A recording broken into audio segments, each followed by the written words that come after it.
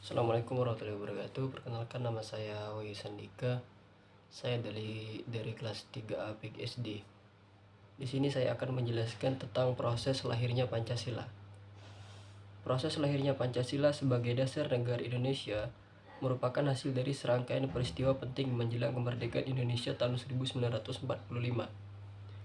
Berikut adalah penjelasan lengkap dan kronologinya. Yang pertama adalah latar belakang. Pada masa penjajahan Jepang tahun 1942 sampai 1945, Jepang mulai terdesak dalam Perang Dunia Kedua untuk menarik simpati rakyat Indonesia.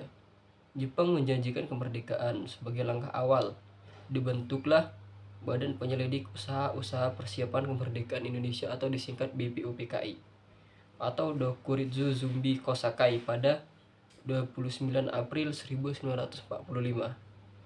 Yang kedua adalah sidang pertama BPUPKI pada tanggal 29 Mei sampai 1 Juni 1945.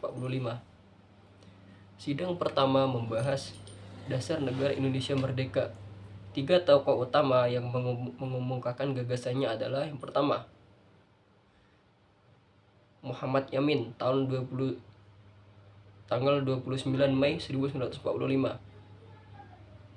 Usul lisan, peri kebangsaan, peri kemanusiaan, peri ketuhanan, peri kerakyatan, dan kesejahteraan rakyat.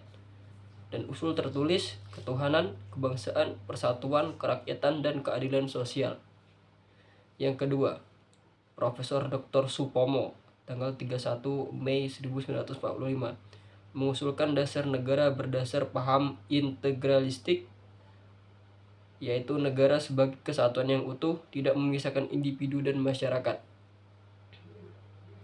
Tokoh yang ketiga adalah Insinyur Soekarno pada tanggal 1 Juni 1945 mengusulkan 5 prinsip yang kemudian disebut Pancasila.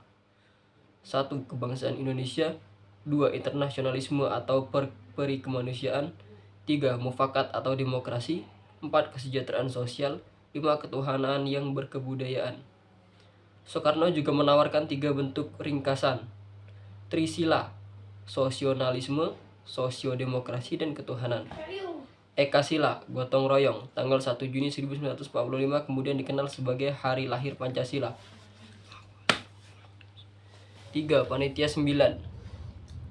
Untuk menyatukan berbagai pendapat, dibentuk Panitia 9, beranggotakan tokoh-tokoh nasionalis dan Islam seperti Soekarno, Hatta, Yamin, Subarjo, Maramis, Wahid Hasyim, Agus Salim, Abi Kusno, dan Kahar Muzakir. Hasilnya adalah Piagam Jakarta atau Jakarta Charter yang berisi rumusan dasar negara, ketuhanan, dengan kewajiban menjalankan syariat Islam bagi pemeluk-pemeluknya. Rumusan ini menjadi cikal bakal pembukaan Undang-Undang Dasar 1945. Yang keempat, sidang kedua BPUPKI tanggal 10 sampai 16 Juli 1945. Sidang membahas rancangan Undang-Undang Dasar, bentuk negara, wilayah, dan lain-lain. Rumusan dasar negara tetap mengacu pada Piagam Jakarta. Yang kelima, yaitu sidang PPKI, Panitia Persiapan Kemerdekaan Indonesia.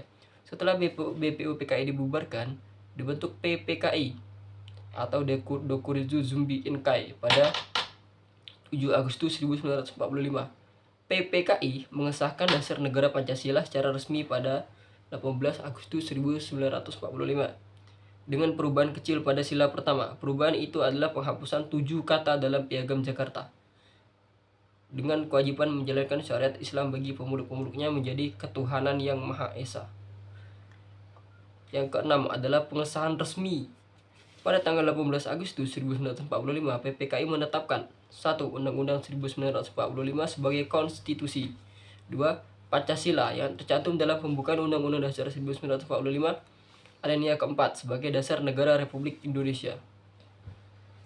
Rumusan Pancasila yang sah yaitu 1. Ketuhanan yang Maha Esa. 2. Kemanusiaan yang adil dan beradab. 3. Persatuan Indonesia. 4. Kerakyatan yang dipimpin oleh hikmat, kebijaksanaan dalam permusyawaratan perwakilan. 5. Keadilan sosial bagi seluruh rakyat Indonesia. Baik, mungkin itu saja dari saya. Saya akhiri. Wassalamualaikum warahmatullahi wabarakatuh.